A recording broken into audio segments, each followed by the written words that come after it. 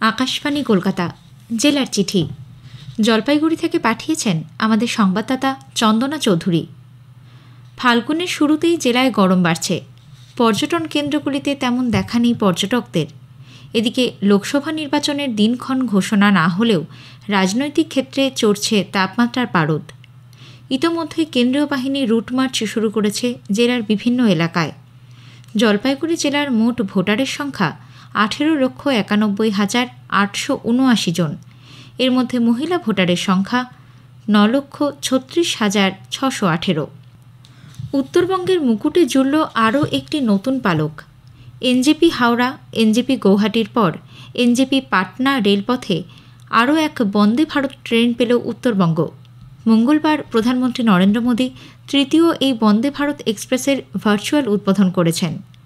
নতুন এই semi bullet train আজ ভোর 5:15 পাটনার উদ্দেশ্যে রওনা দিয়েছে, পৌঁছবে দুপুর 12:10 নাগাদ। আবার পাটনা থেকে দুপুর 1টায় রওনা দিয়ে রাত 8টায় ট্রেনটি নিউ জলপাইগুড়ি স্টেশনে পৌঁছবে।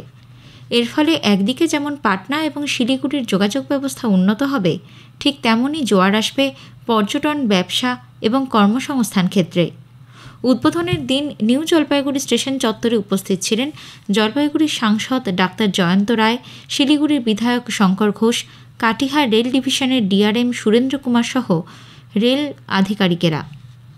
কোকোর মতো গুরুত্বপূর্ণ অর্থকরী ফসলের চাহিদা উৎপাদিত ফসলের তুলনায় বেশি হওয়ায় জলপাইগুড়িতে পরীক্ষামূলকভাবে এর চাষ করার কথা ভাবা হচ্ছে।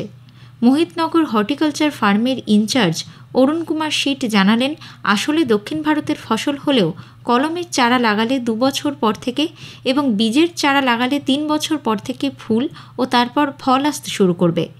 এরপর প্রতিটি গাছ থেকে পাওয়া যেতে পারে 60 থেকে 70টি ফল। তাতে 2 কেজি থেকে 4 কেজি কোকো থাকতে পারে। বাজারে 150 থেকে 200 টাকা কেজি দরে বিক্রি হলে কৃষক অতিরিক্ত লাভ পাবেন। 1 বিঘা জমিতে 90টি কোকো গাছ লাগানো সম্ভব। ইতোমধ্যেই জেলার বহু চাষি কোকো চাষে আগ্রহ দেখাচ্ছেন।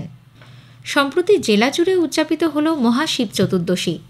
উত্তরবঙ্গের প্রাচীন ও বিখ্যাত শৈবতীর্থ জলপেশে এই উপলক্ষে সেদিন বহু ভক্ত সমাগম হয়।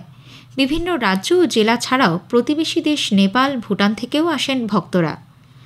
জলপাইগুড়ি জেলা পরিষদের পরিচালনায় পূজা উপলক্ষে 10 দিনের মেলা বসেছে জলপেশে।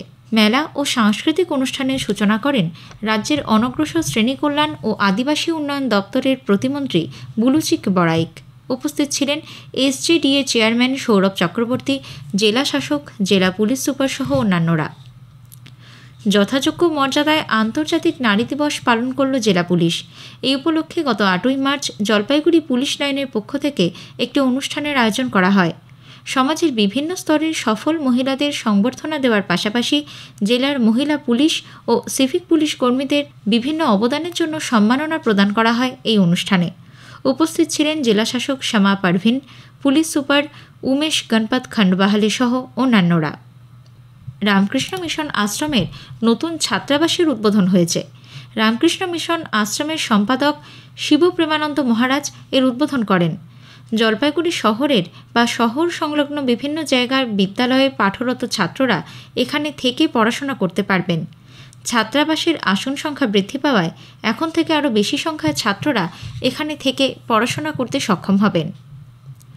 যুব সম্প্রদায়কে দেশের সংবিধান সম্পর্কে ওয়াকিবহাল করে তোলা সহ দেশের প্রতি যুবক যুবতীদের দায়িত্ব কর্তব্য সম্পর্কে সচেতন করার লক্ষ্যে গত বুধবার 6ই মার্চ আলিপুরদুয়ার জেলার বিবেকানন্দ কলেজে অনুষ্ঠিত হল নেবারহুড ইউথ পার্লামেন্ট। এই অনুষ্ঠানে উদ্বোধন করে আলিপুরদুয়ার কলেজের অধ্যক্ষ ডাক্তার সুজিত দাস বলেন, গণতন্ত্রের পীঠস্থান সংসদ ভবনে মন্ত্রী ও সাংসদদের ভূমিকায় ছাত্রছাত্রীরা খুব সুন্দরভাবে নিজেদের বক্তব্য তুলে ধরেন। এর ফলে যুব সম্প্রদায় যেমন গণতান্ত্রিক ব্যবস্থাপনা সম্পর্কে অবহিত হবেন, তেমনি ভবিষ্যতে নেতৃত্বদানের ক্ষমতা এখন থেকেই তাদের মধ্যে তৈরি হবে। 480 জন ছাত্রছাত্রী যুব সংসদ অনুষ্ঠানে অংশ নেন। জেলার চিঠি শেষ হলো। জলপাইগুড়ি থেকে পাঠিয়েছেন আমাদের সংবাদদাতা চন্দনা চৌধুরী।